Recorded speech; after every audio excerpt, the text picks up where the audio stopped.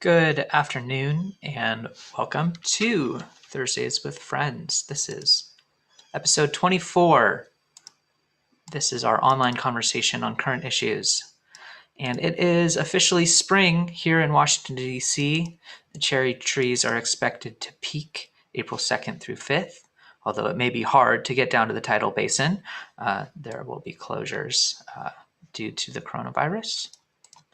I'm the show's producer, Wesley Wolfbear Pinkham, and here's our chat host for Thursdays with Friends, FCNL General Secretary Diane Randall, and her guest, nuclear non-proliferation expert Dr. Emma Belcher. Thank you so much, Wesley, and welcome everyone to this episode of Thursdays with Friends. You are in for a real treat to hear from Dr. Emma Belcher, and we'll get started in just a minute. Let me just piggyback on Wesley's reminder that spring has sprung. It is indeed beautiful here in Washington, D.C. We have so many flowering trees. And I also want to share with you, many of you know that our office is located right on Capitol Hill. And we are so happy that the fencing that was put up around the Capitol complex following the January 6th insurrection is mostly coming down. There's still a little bit around, but it does look better. So we're very pleased about that. But, and then finally, I need to also say, we just had a fabulous spring lobby weekend last weekend, where we had over 500 young adults joining us to lobby their members of Congress on justice in policing. And it went really well. You'll be seeing videos and more about that in future FCNL communications. So it's a good month. And today is a good day. This afternoon, we're going to be focusing on the ever-present risk of nuclear conflict. I got started in my political advocacy career when the Cold War was at its height in the 1980s. Today, the public doesn't actually talk about nuclear weapons and disarmament or even non-proliferation in the same way, except when we see incidents like just happened this week, North Korea launching missiles or flexing their muscles, or some of the discussion we've had around trying to re-enter the JCPOA with Iran, which is something that a real initiative that we share with Ploughshares. As the Cold War ended, the number of nuclear warheads reduced from a high of 70,000 to approximately 13,000 last year. These weapons, nuclear weapons, really could guarantee self-destruction for the entire planet. And that's very much with us. The US and Russia account for more than 90% of the world's nuclear weapons. Our government continues to fund nuclear weapons, which we oppose, including the so-called low-yield nuclear weapons that FCNL has been campaigning against. This afternoon, as I said, I'm delighted to welcome our guest, Dr. Emma Belcher. She's a leading nuclear security expert. Her background in international security, studying at the University of Melbourne in Australia, earning her master's and doctoral degrees from Tufts University's Fletcher School of Law and Diplomacy. And she served at one time as the Stanton Nuclear Security Fellow at the Council of Foreign Relations and as a National Security Advisor in Australia's Department of the Prime Minister and Cabinet. She recently she took on the role of President of Ploughshares Fund, which has been generously funding our nuclear weapon disarmament program for 25 years. So we feel this is a really strong partnership. And we are so grateful for Ploughshares Fund support of us, but also many of our colleagues throughout this work. Emma, when we were getting ready for this, thank you for joining us. And we were getting ready for this. I took a look at a TED Talk you did a couple of years ago, and I do encourage others to look at that too when they finish this program. At that time, you were posing the question, am I safe? And I'd like to start the conversation there. Are we safe today? Well, many thanks, Diane. And first, before I answer the question of whether we are safe, I'd just like to say it's an honour really to be speaking on Thursday with Friends. And I'd like to thank you, Diane, and your team at FCNL and all of the supporters and people on this call for the excellent work that you do on this topic that we all care so deeply about, reducing and eliminating the existential threat of nuclear weapons. And, you know, when I look at the group of people that we have together, I'm really encouraged by what I think we can absolutely work on together. So what I do think is, while I believe we are safer than we were when I gave the TED Talk in 2019 for a number of reasons, we're still a long way from being safe. So I think we're safer because we don't currently have someone with control over the nuclear button, so to speak, for whom we have questions about their sense of judgment, stability and all the rest. Something that I think came into really sharp focus very much early this year in January. Right. So I think we are safer from that respect. I know we've all breathed a bit of a sigh of relief, but the challenge remains that we still have so many nuclear weapons in the world, as you have pointed out in your introductory remarks. And that these weapons present a very real danger that we might really end up blundering into a nuclear war purely by mistake or by accident. It could be caused by cyber attacks, misinformation, unstable decision makers, as I mentioned earlier. And really, while the likelihood of something that's very intentional attack by another country is quite low, because it would be suicide for both sides, the fact that we have so many weapons now really means that we are at quite a high risk of something going wrong that could be catastrophic. And what we see now, I think, is that countries are planning a modernization of forces and an increase in the numbers and the types of nuclear weapons. So we're going absolutely in the wrong direction as a society. You've mentioned that we have dramatically reduced from Cold War levels, but I'm highly concerned about this sort of new kind of arms race that we appear to be entering into now. And we see modernization plans in the United States in particular projected to cost almost $2 trillion over the next few decades. And, you know, this is both an extraordinary amount of money that, in my view and many leading experts' view, does not keep us safe, makes things more dangerous, but also isn't really a good reflection of where we should be prioritizing our spending as a nation and thinking about what truly keeps us safe. We've seen now that the pandemic and, well, all of the defense spending of around $740 billion a year, roughly, has been no match for the pandemic. And so we see this sort of misplacement of the sort of military spending we've done on the one hand, and yet the real threats that are facing us, the pandemic, climate change, other challenges within our society, really the kind of funding that's being put into those real threats isn't proportionate to the real threat. So, you know, I know that the issue of modernization is something that FCNL is taking on, and I really applaud you for doing that and encourage people to really keep pushing policymakers on, you know, what is absolutely necessary and what keeps us safe. But also thinking about expanding this definition of national security, what it does to be safe. And, you know, while I would, you know, probably conclude this by saying, even though right now we probably have breathed that sigh of relief, we've got, you know, someone in office with probably a more even temperament. I don't think that's particularly controversial to say. We could have another figure in the future who might not share this same kind of temperament. Someone who could be a little bit unhinged with his finger on the button.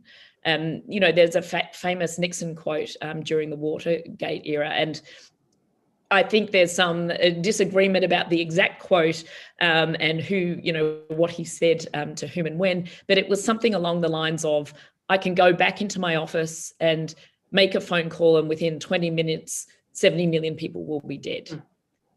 Now, we firmly believe that no one person should have the ability to unleash that kind of catastrophe on the world. It would be absolutely devastating. So it doesn't matter about, how sound of mind we think they are, but it's the fact that we have these weapons and we have sole authority of one person to be able to launch that kind of devastation is really wrong. So, to kind of conclude, I think we're safer than we were 2 years ago, but we're by no means safe. And we need to be doing much more to get us to that point. Wow, thanks, Emma. That was great. You covered a lot there. And I want to go back to this notion of what truly makes national security. How do we define it? We talked in the title of this about humanizing nuclear security, which is actually an interesting question. Can we humanize nuclear security? Because nuclear weapons are not particularly humane in any way. But I do think this conversation about what is true national security, and should we be talking about global security, or and in the United States, how do we define national security?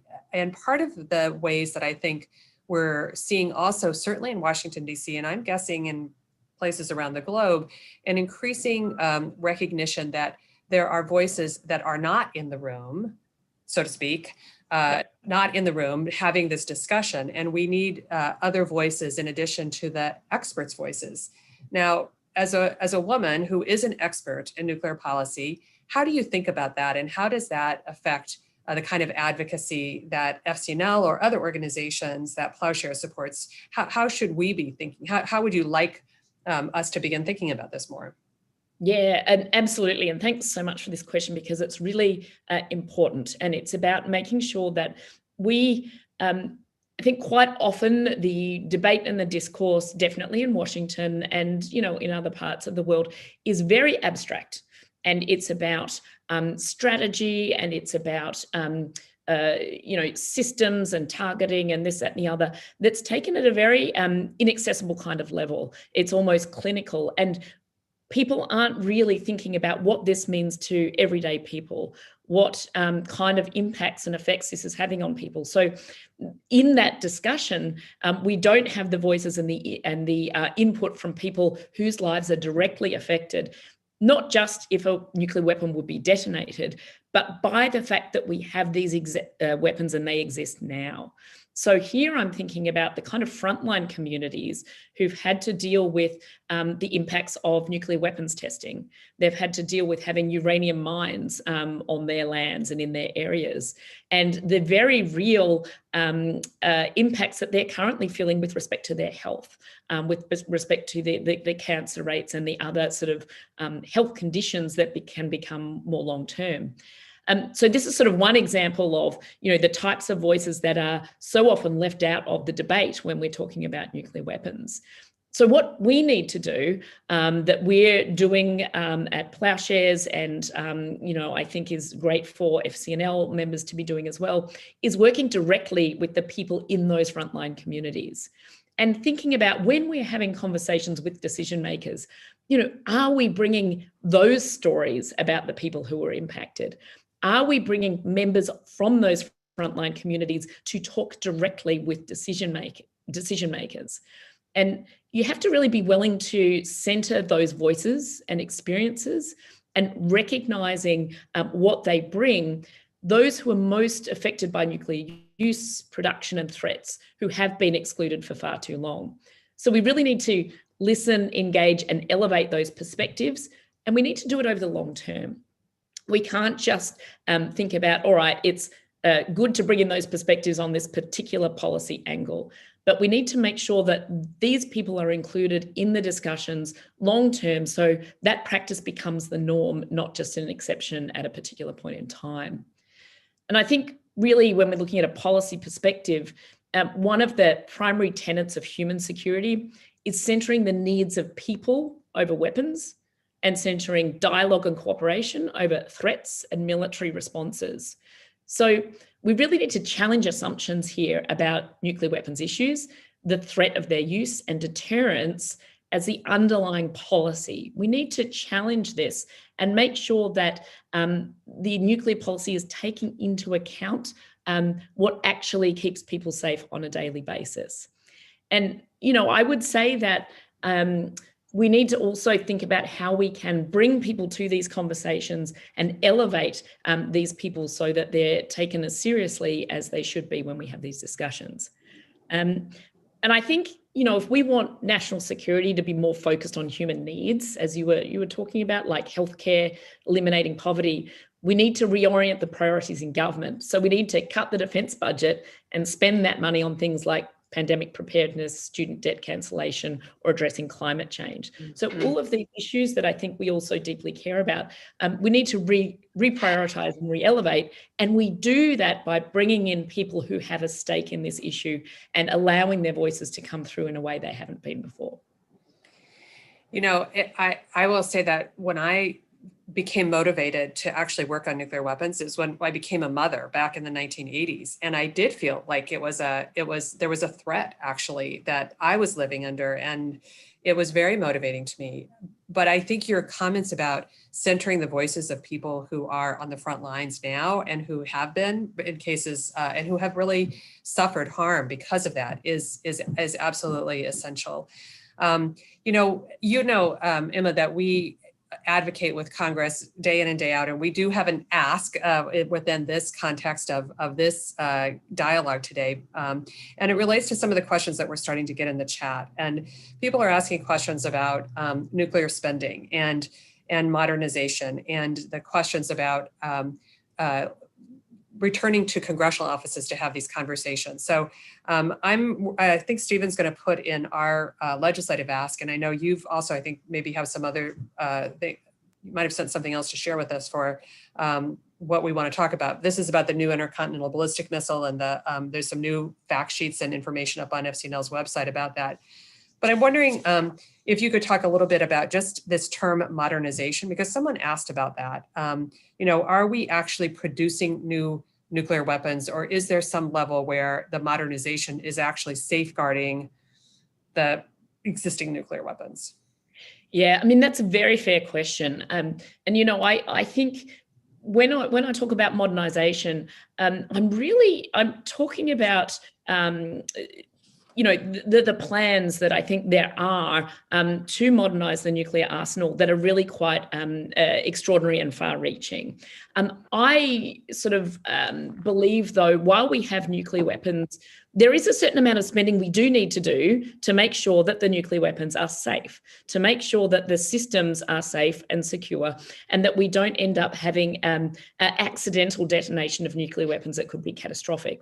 So when I say, I'm, challenging this concept of modernization, it's more that I'm challenging the excess that we see in the modernization projected budgets. And there is certainly excess. There are talks of, developing new or modernizing weapon systems like the ICBM or the GBSD that I know FCNL has been working on, that we think is absolutely unnecessary.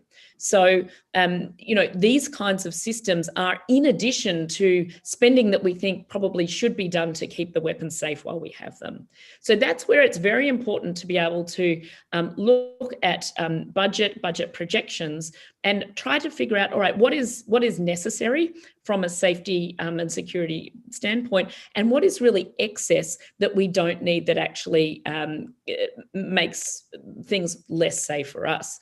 And so one really good example, I think, is the intercontinental ballistic missile, because there are proposals to develop a new type of system that would replace the existing system, the existing missiles. That's projected to cost around, upwards of $260 billion over its life cycle.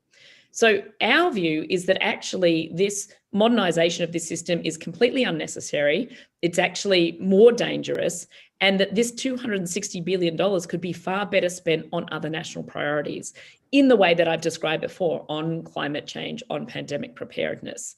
So this is where I think it's as I said, important to target where are these excesses, and to be able to go and speak to members of Congress and say, this is not important. It actually is very dangerous, and this is where you can make savings. Now, we know that President Biden and the administration is facing some really tough challenges right now, coming in with the pandemic, and we've got climate change as well. And we know they're looking for ways to find savings. So we think that by highlighting these ones, the wasteful, dangerous spending on nuclear weapons and systems, that's really a very powerful argument to be making. So thank you for all of your effort on that. And I believe that there is a bill that will be announced this week. It's a Markey-Kana bill that is going to be opposing this new intercontinental ballistic missile. So here's a potential piece of legislation that FCNL members could get behind.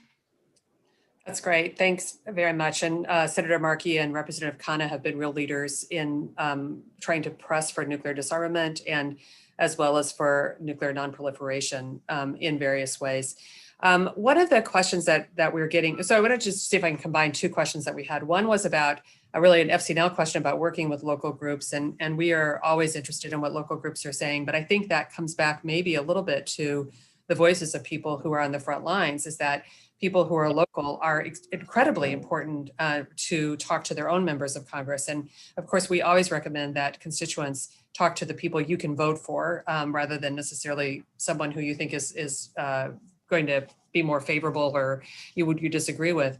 But one of the comments that you made in your TED Talk that really struck me was this question about where congressional offices get information about this, and how we can help change that. I mean, we are one of the organizations that does help carry information into congressional offices, and through our lobbyist who works on nuclear disarmament or non-proliferation. But given the fact that we have now members of Congress who may not have grown up at a time when nuclear weapons were talked about more, and certainly staffers who may be less aware, what are your thoughts about, what more we could do to make sure that our congressional offices have current information, not only about spending issues, which of course we're very concerned about, but also this question of as we've talked about, the looking at this from a human perspective? Yeah, excellent question. And it is very concerning, as we do have, members of Congress and then their staff who really haven't been sort of brought up, I suppose, in as much during the Cold War with this sort of threat of nuclear weapons, and it hasn't been as much front of mind. So I think there's definitely a certain amount of education that needs to be done. I know a lot of people are working on that.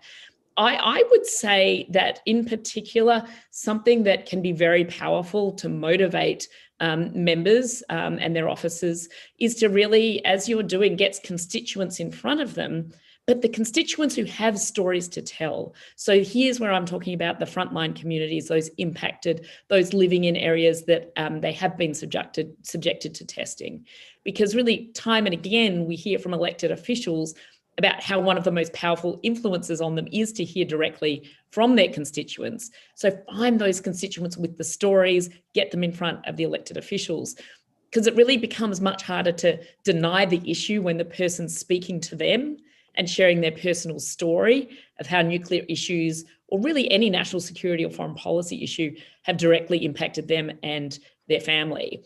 And I think one point to note too is this really needs to take place over the long term. It's a matter of sort of relationship building, power building, and we need to sort of develop those relationships with the people who have the lived experiences. We need to bring them along, to introduce them to members of Congress and their staff, so that over time their concerns are more front of mind, and that the elected officials feel more confident speaking on their behalf.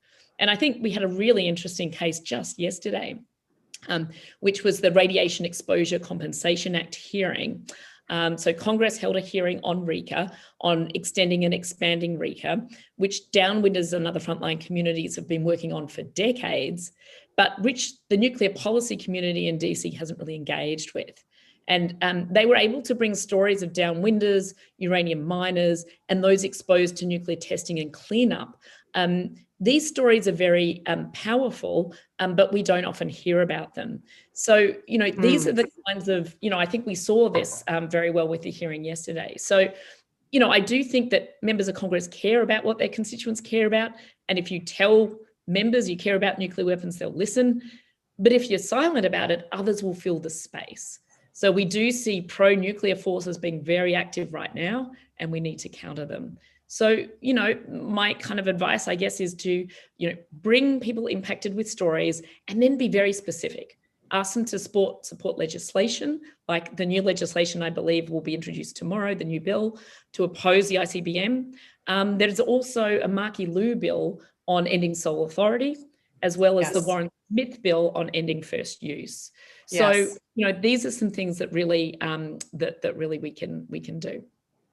That's great. Very helpful to have those specifics in. And the no first use bill is one that certainly we know that many of our constituents have talked to their members about and have followed very closely, and really see that as incredibly important statement for this country that often is has been an aggressor. And so I think that is something that we want to continue thinking about. Can I turn to two countries that are in the news always about this? And one is North Korea and the other one is Iran. And these are both areas that Ploughshares has done some work on. And we specifically had a question about North Korea in particular because of the status that it gains by its being a country with nuclear weapons. What are your thoughts? I mean, let me just say this too, that on the JCPOA, it's really clear that for the nuclear deal with Iran, that we want to see that reenacted compliance for compliance. And we have been in many meetings with members of Congress to try to urge them to step forward. But we haven't been talking about North Korea as much as we were when Donald Trump was president. So just be interested in your observations as we are coming to the end of our time together, because you are so fluent in all of these issues. Right, for sure. And it's very interesting. I'm glad you raised both Iran and North Korea. I'll take North Korea first, because then I do want to come back to something on Iran and something that's concerning us in particular, and share some thoughts on that. So it is interesting that I think we haven't had the focus on North Korea in the Biden administration that we had under President Trump. And I think with Trump, we had a certain type of style of leadership and a way of sort of wanting to address some of these issues and engage with North Korea in a way that was definitely different than what's happened in the past, but was quite dangerous in that it sort of brought a lot of tension to bear pretty quickly with a number of statements about fire and fury and this, that, and the other, and kind of brought it to a crisis point. And then thankfully, we were able to sort of back away from that and make sure that the United States wasn't on a war footing to launch some kind of military strike in North Korea. And I think, a number of us had hopes that maybe something would come of the summits, but obviously it was really very much sort of theatrics that really didn't get us anywhere further on North Korea. And we see that, North Korea has sort of recently been making more noises and doing more kind of testing and missile launches. I think the Biden administration has probably taken more of the Obama approach of kind of writing things out for a while. I think we're sort of concerned about what might potentially happen, and we hope that there's a good sort of strategy on that front. But it definitely very much North Korea has receded in the news and in public discourse about this. So making sure that there is a good policy for approaching North Korea is very important, and that we don't end up in more of these cycles again, where we come very, very close to some kind of potential war, which was, very it was very possible in 2017. So on Iran though, and I think maybe this is also why North Korea isn't getting as much sort of focus in the news, is that, Iran, we're at a critical point with Iran. And we've been particularly disappointed that President Biden hasn't re-entered the JCPOA as by now. It would have been a great opportunity, I think, when he started and re-entered a number of agreements, the Paris Accords, extended New START. That would have been the time to say, and we're getting right back into the JCPOA, which is something, after all, that he had was part of his campaign package. So our big concern now is that because of domestic political factors, the Biden administration has been hesitant to get back in and is delaying a return to get back to the JCPOA, which could make it very difficult to get back in down the line. We see there's a really narrow window of opportunity, and our concern is that I think the American public doesn't necessarily understand the full implications, that if we're not back in the JCPOA soon, potentially we start back down the war footing, another potential war with Iran. And we know that the American public is not in favor of that, is not in favor of more engagement and more wars in Iran, no more forever wars. And so we really think the time is really critical right now to get back in. So what we're trying to do is raise public awareness about this and apply pressure on the Biden administration to make sure that they grasp the gravity of the situation and that they understand that constituents are behind this. We do have a very well-funded, powerful lobby on the other side who have specific interests in making sure there is no return to the JCPOA. So, we're being attacked from all angles, and we really need a big push. And we need for members to hear from their constituents that they're in favour of this. And our approach really is, let's get back to the JCPOA. Let's take then the nuclear question off the table so we can address broader issues of peace and security in the region, which are hugely important. But we don't think that the way to do that is by scrapping the nuclear deal and starting again. Right. That's really not going to be the way to go. Right. And that was such a difficult deal to negotiate. And there were so many parties involved, and it was working. So the fact that it was scrapped by the previous president was a huge disappointment and a real game changer. And we completely concur that the public pressure on President Biden and even on Democratic senators to pressure President Biden, because we know that we have some, this is not, we know that there are both Republicans and Democrats who we can talk to about this and ask them to put pressure on this, because this is a step towards security. We also do know that there are other issues to raise in this, but not at this time. Let's get this deal back on track. Absolutely. Emma, we're out of time. We could listen to you for another hour. You have so much knowledge that people on this call are so interested in. You're talking to a group of people who have been following this issue from a whole range of perspectives. And you probably can't follow everything in the chat, but they are offering comments to one another, and they're offering ideas for further resources, which we really appreciate from all of you who are participating. I want to thank you so much for being with us today. This has been incredibly enlightening. We're so excited about your leadership at Ploughshares now, and we look forward to hearing from you much more in the future as you speak to different groups and in different venues. I want to thank all of our participants who joined us here today. You all are so important to the advocacy work we do, and you are so important to our financial health as well, because this is a group of people who also provide donations and support to FCNL throughout the year, and we're really grateful for that. That allows us to do this work. Again, thank you, Emma. We really appreciate your time. Thank you. It was my pleasure.